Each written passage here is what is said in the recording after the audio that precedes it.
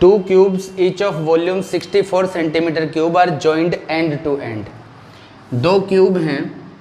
Cube होता क्या है पहले तो ये देखो, क्यूब होता है एक इस तरह का डब्बा जिसके अंदर सारी साइड्स इक्वल होती हैं। अगर ये साइड A है, ये वाली साइड अगर A है तो ये भी A होगी, यानी लेंथ और ब्रेड्थ और हाइट तीनों बराबर हो गई। एक ऐसा क्यूबॉइड जिसकी लेंथ ब्रेड्थ और हाइट तीनों बराबर हो। अब उसने कहा 2 क्यूब हैं और दोनों की वॉल्यूम 64 सेंटीमीटर क्यूब है और दोनों को एंड टू एंड ज्वाइन कर दिया, यानी कि एक क्यूब ये हो गया और दूसरा क्यूब इसके साथ में जुड़ गया। सेम ऐसा ही क्यूब इसके साथ जुड़ा हुआ है, ठीक है।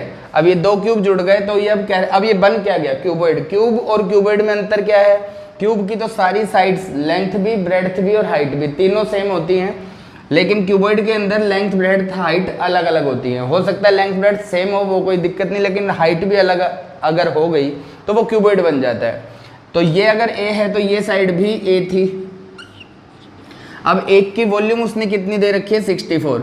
अब क्यूब की वॉल्यूम क्या होती है, A क्यूब। ये फॉर्मूला हमें याद करना है कि वॉल्यूम ऑफ क्यूब क्या है, A क्यूब, यानी साइड का क्यूब। वॉल्यूम ऑफ क्यूब क्या होता है, volume of cube is equal to side का क्यूब, ठीक है। साइड मैंने मान ली A, तो ये A का क्यूब हो गया और A का क्यूब क्या है, 64। अब 64 क्या है, 64 को अगर मैं प्राइम फैक्टराइजेशन करता हूँ तो 2 ये 32 ये 16 8 4 2 2 जा 4। प्राइम फैक्टराइजेशन 3 बार 2 आया, इधर भी 3 बार 2 आ गया, तो 2 का क्यूब इंटू 2 का क्यूब ऐसा लिख सकता हूँ मैं 64 को। तो A क्यूब हो गया 2 क्यूब इंटू 2 क्यूब, यानी कि A cube is equal to 2 into 2 का होल क्यूब लिख सकता हूँ। तो A आ गया हमारे पास 2 इंटू 2 4। क्यों, क्योंकि A का क्यूब जो है 4 के क्यूब के बराबर है। A का क्यूब 4 के क्यूब के बराबर आ गया। इसका मतलब A किसके बराबर आया, 4 के। तो अगर ये 4 है तो इस क्यूबॉइड की लेंथ कितनी हो जाएगी, 4 + 4 8, ब्रेड्थ हो गई 4 और हाइट भी हो गई 4। तो अब इसका टोटल सरफेस एरिया हमें निकालना है। तो total surface area of cuboid, formula क्या होता है, 2LB + BH + HL। कैसे होता है ये फॉर्मूला, इस फॉर्मूले के अंदर क्यों बना ये फॉर्मूला, देखिए जिस कमरे में मैं इस वक्त खड़ा हूं उस कमरे में ये इस कमरे की ये दीवार, एक ये दीवार, एक ये दीवार और एक ये दीवार, ये 4 दीवारें, ऊपर छत है और नीचे फ्लोर है, ठीक है। ये इसकी हाइट है, ये इसकी लेंथ है, एक दीवार है इधर L, ये H हो गया और ये मैं मान लेता हूँ ये लेंथ है। उसी तरह ये भी लेंथ हो जाएगी और ये हाइट हो जाएगी। L इंटू H, 2 रेक्टेंगल का एरिया आ गया, इस रेक्टेंगल का और इस रेक्टेंगल का, 2LH हो गया।